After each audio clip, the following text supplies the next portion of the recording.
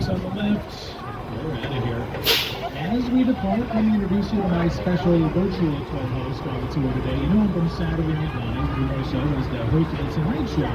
It is Jimmy Fallon. Welcome to the Universal Studio Tour. I'm Jimmy Fallon. I'll be making sure you get through this experience in one piece. You've got the very best guide. Casey. And the greatest driver. Durrell. You're the best. I love that. Even though Casey. I'll be $5. I know you guys are excited to get on the tour, but first, a few safety rules. Yes, as we get rolling here, a few quick safety rules. First, if you need guest assistance, or if you have a medical emergency, if you drop something of value off the side of the tram, or notice any significant audio or video issues, reach up and grab the red cord that runs along the center of the tram ceiling and on back to a and remain seated. Also, please no smoking of any kind on the tour, and be prepared. Our tour today does feature loud noises, fire effects, many water effects, so you might get a little bit wet. There's also sudden tram movements during the tour, so secure your personal belongings and hold on. And finally, for your safety and those around, so you know we got that going for us. Also in the distance off to the right, a brief elevated view of Super Nintendo World under Mario and Luigi, the stars of our biggest film of 2023, the Super Mario Brothers movie. Off to the left, obviously a lot of construction has been going on, and of course that is for our upcoming Fast and Furious roller coaster, Fast and Furious Hollywood Drift. That'll be opening up sometime next year. They haven't given us the official date on that, just sometime next year. But we're looking forward to it. It's going to be a lot of fun. As we continue down the hill, coming up on our right, we'll be passing by Fire Station 51, which is a real working fire station on the lot. It was actually named for the fictional Fire Station 51 in our television series Emergency, which shot on our property back in the 1970s. But this is where we leave the real world behind and continue on into the cinematic world of make-believe. We're heading down the hill to the front lot. It houses the majority of our sound stages. Inside of those stages, we can create that the story demands. Up ahead of us will be a great example, Soundstage 12. It's actually our oldest and mount stage. It's been used by numerous productions throughout the years. Let's take a look at a few of them here.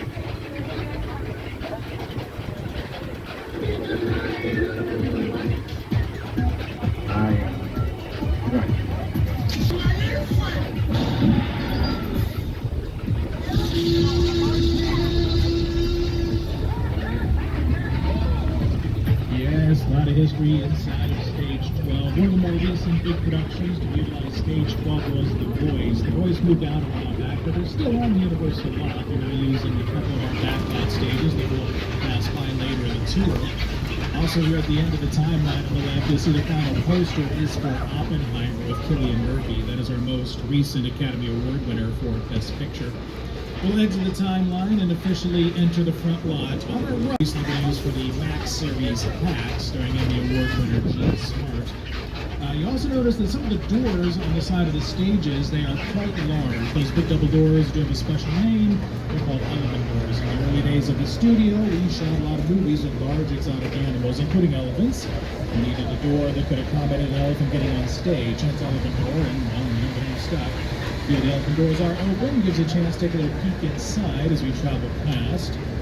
There is also a great big building directly ahead of us. It is the Carl Laemmle building, named after our studio founder, Carl Laemmle. He brought Universal Pictures in New York, all the way back in 1912. They moved west and actually began making movies on this property around 1914, though our official grand opening date was March 15th of 1915. That is when we opened up the studio gates, allowed the public to come in and watch the then silent movies being made.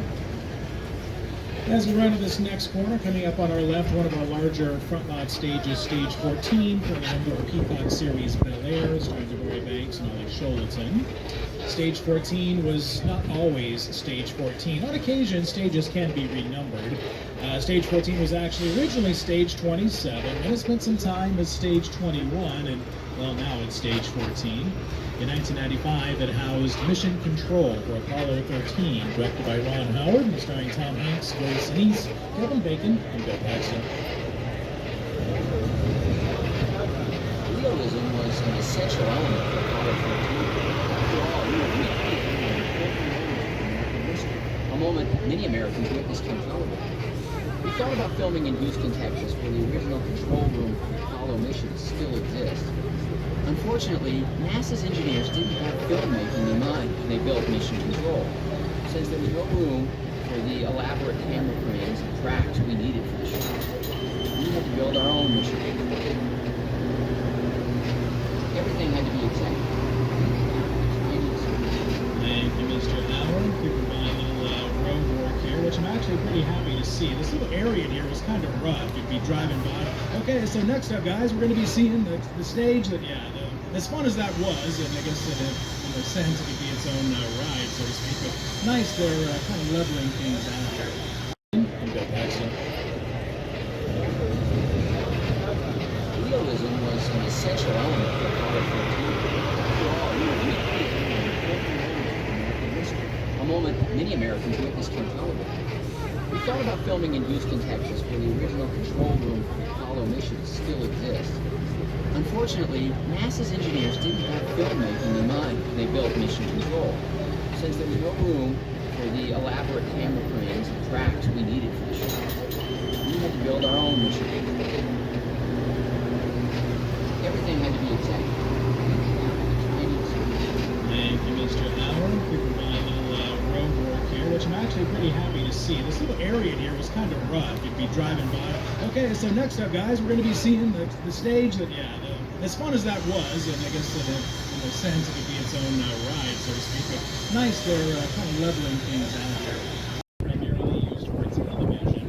One of the shows recent to the stages in this area, the Apple TV series Loot, stars Maya Rudolph. They recently completed production on their third season.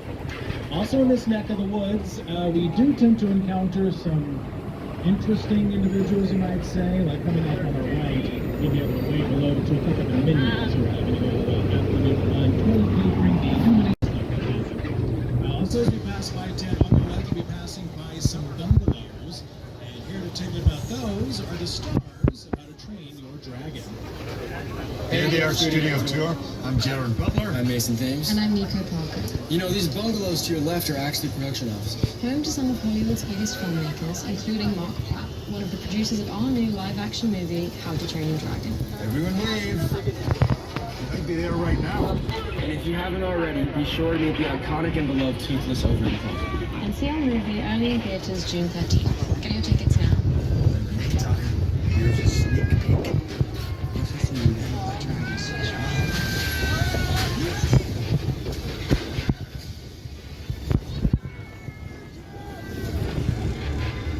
How to Train Your Dragon. Rated PG. Theaters June 13th. Get tickets now.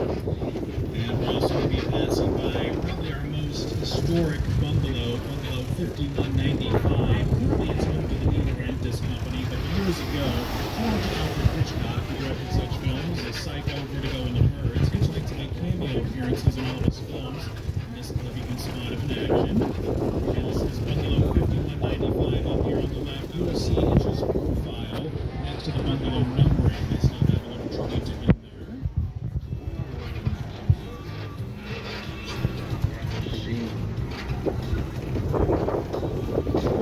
And then finally on the left, we get to the last two of our front lot sound stages, 25 and St. Dennis Medical, starring David Allen Greer and Wendy McLendon Covey. A while back, they were picked up for the second season, so congrats to them on that.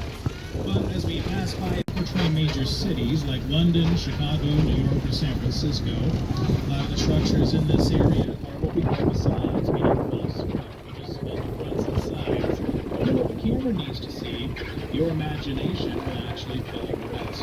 A lot of the facades are going to look like they're made out of brick, stone, and mortar, but that's not the case. Quite a few are actually foam rubber and fiberglass. We do have a wide variety of facades to portray a wide variety of time periods, from the 1800s to the present day, and a little beyond. We can choose and for whatever we might need. Traveling on the backside of one of the structures here, you can see a lot of facades here, some support beams, now, we look here, we're just kind of cruising the outskirts, as you can see, but we are going to be coming in for a little closer look. We do have to keep a bit of distance. Earlier today, there was a promo shoot going on for the process of striking the set, taking everything down. You might see a bit of that there off to the right-hand side, down some of these side streets. Out of all the major cities the Metro sets have portrayed, they have portrayed New York City the most. And who better to tell you about New York than a guy who got his big break there, Jimmy Fallon. Hey everyone, welcome to New York. I got my start right here in New York on Saturday Night Live. This is actually my old neighborhood. Once got mugged over there. An old woman, tough lady. This is my favorite hot dog guy. Hey buddy, how's it going? Remember me? No. Just like old times. Gotta love New York City. Hey, I'm walking here. Hey, it's cool, guys. I was just, just walking there. So it's not exactly New York, but a lot of times when you see New York in the movies, it was shot right here on the Universal Metro sets. If you can make it here, you can make it anywhere. Even if you make it here on the Universal lot. Some of the more recent productions to utilize the metropolitan area include our Peacock Series Ted, our Peacock Series Bel Air, and every once in a while American Ninja Warrior will come through and they'll set up their obstacle course down through New York to King Kong. It's the original King Kong that made me want to I saw that movie on TV.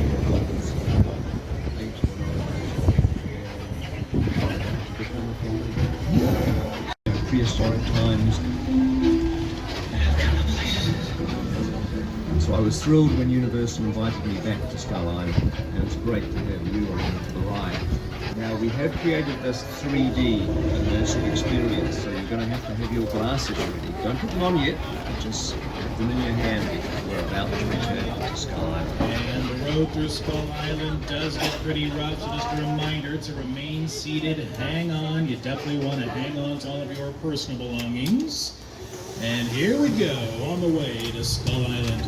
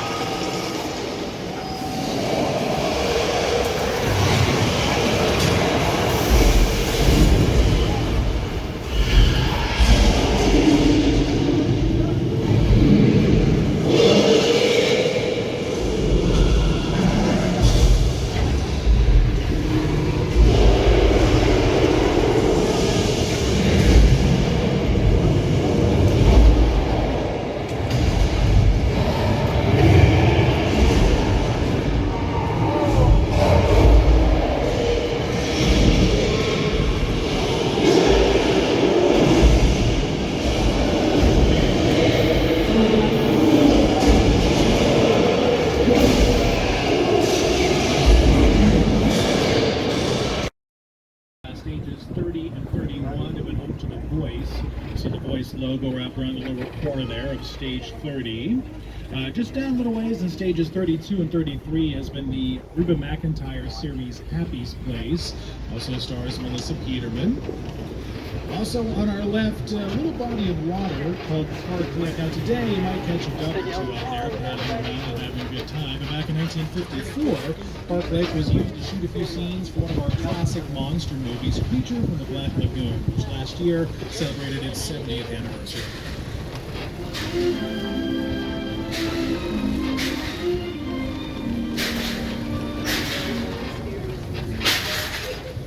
And now we're going to make our way onto Steven Spielberg Drive. Mr. Spielberg, a long working relationship with us at Universal. He has offices on the lot and a street that bears his name.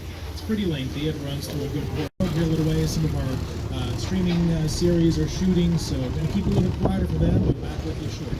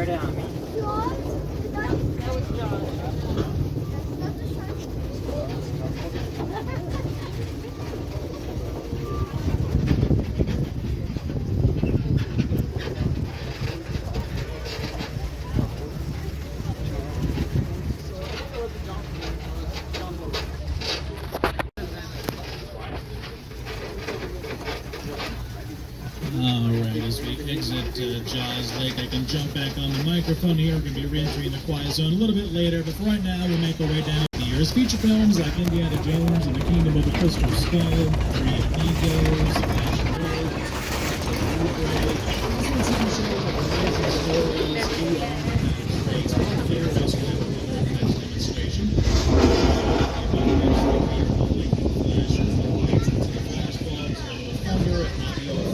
speakers, and there is your rating. The speakers have the edge of the air. The water comes right down now. It gives you the illusion of snow, consecutive days of sunshine. You might have one whatever you want right here.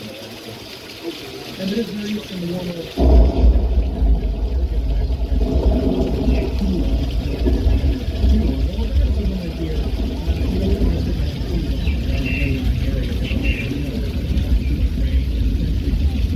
Like a flash flood or a mudslide. So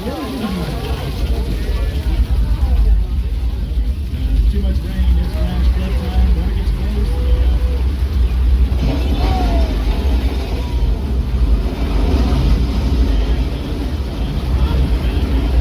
2002, the film takes back.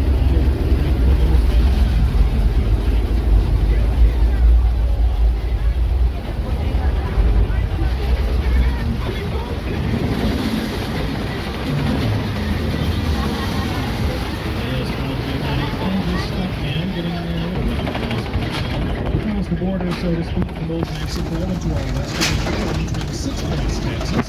All of our famous movie cowboys have mostly do 6 points at one time or another. Talking about guys like John Wayne, Jimmy Stewart, Clint Eastwood, and Woody Strode. Now the area gets the name 6 Points because many, many years ago, like 100 years ago, in our silent filmmaking days, we could shoot 6 different movies in here at the same time. We would just dress each street like a different town. Each street had its own bank, its own sheriff's station, its own saloon, and its own hotel. You don't have to worry about sound bleeding over from one production to the next. Again, in the early days, we didn't record sound, so it worked quite nicely. While we're here, we'll check out a few of our famous Western stars.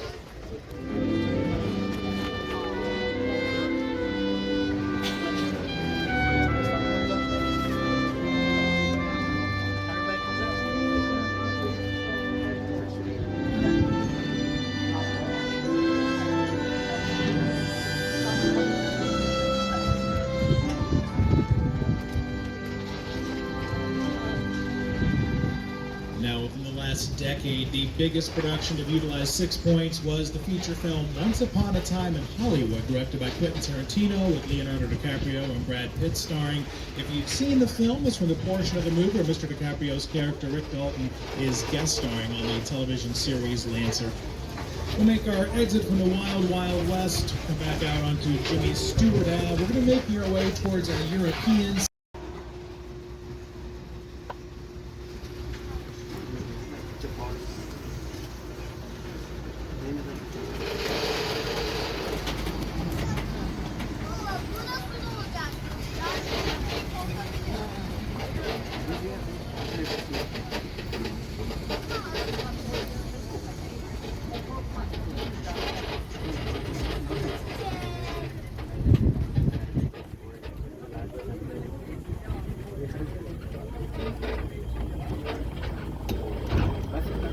Alright, so now that we're inside of stage 50, I can jump back on the microphone for a bit.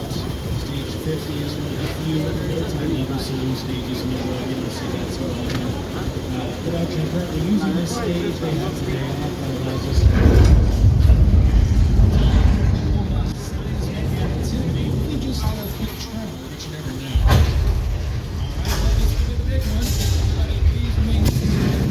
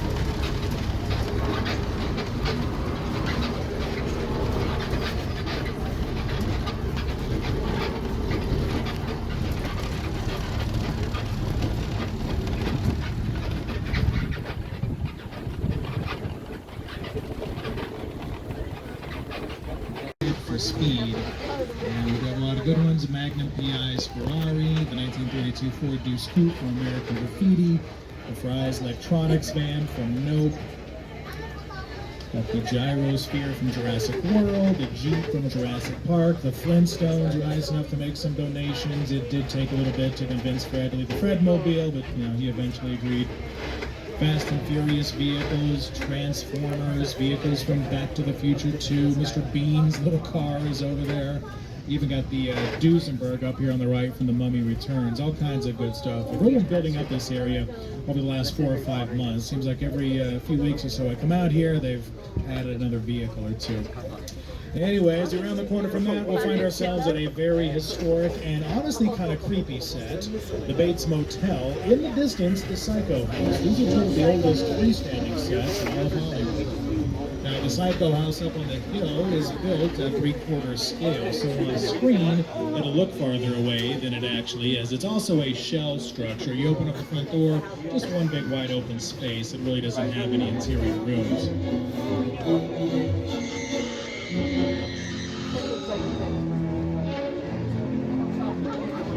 And well, look who just came out of room number 1 at the Bates Motel. Norman, who's... well, I'm not sure what Norman's doing. He's got the trunk open, and now he's going back inside. Okay, well, maybe he's packing up for a trip. There could be like a, what do you call it, like a motel owners convention coming up. Nope, that's not it at all. Norman is just not paying attention and moving a body in broad daylight in full view of 145 people. Norman, oh, now you notice? Yeah, we've been out here for a while. Okay, you know what? Maybe it's best if we just check on out of the Bates Motel. Norman not exactly happy to see us.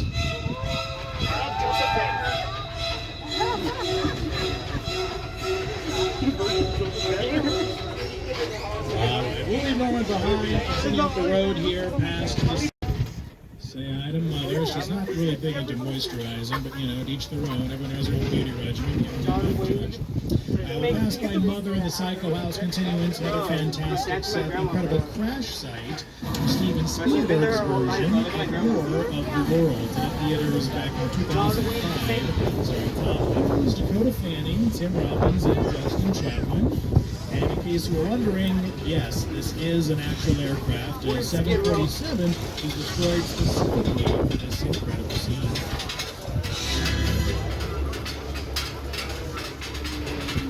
The airplane was perfectly in motion and bring it to life. This is Jupiter's Claim, a nostalgic, small-time Southern California amusement park owned by former child star Ricky Juke Park.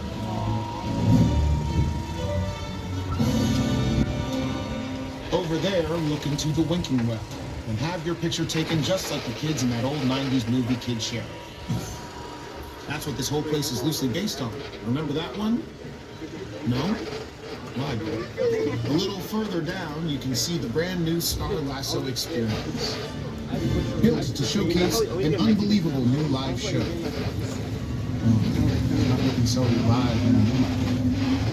Anyway, behind this Hollywood fantasy of a gold rush frontier town lies a sinister secret. Is smack dab in the center of the UFO cosmos. What's a bad miracle? Now to find out. Welcome to the world of no.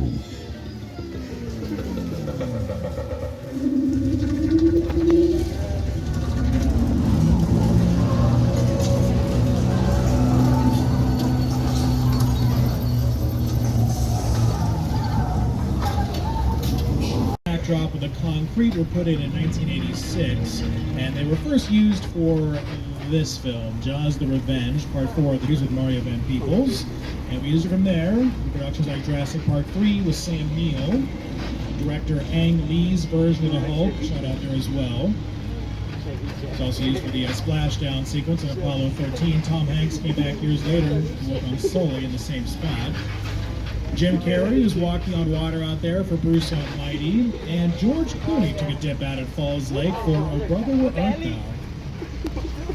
And that is pretty much going to wrap it up for us on the tour. First time I ever went on Universal Studios. We did the tour in Los Angeles, and that was like the place to go and see Jaws. I got my introduction to Universal Studios through the tour, and so then to be in the movies and seeing the trams drive by, it's very overwhelming. One of the coolest things actually about shooting for Universal is sometimes you get to shoot on the lot, and then you look over, it's like there's Jaws sitting right there, the flash flood, and all those trams are riding around. It's the coolest thing ever.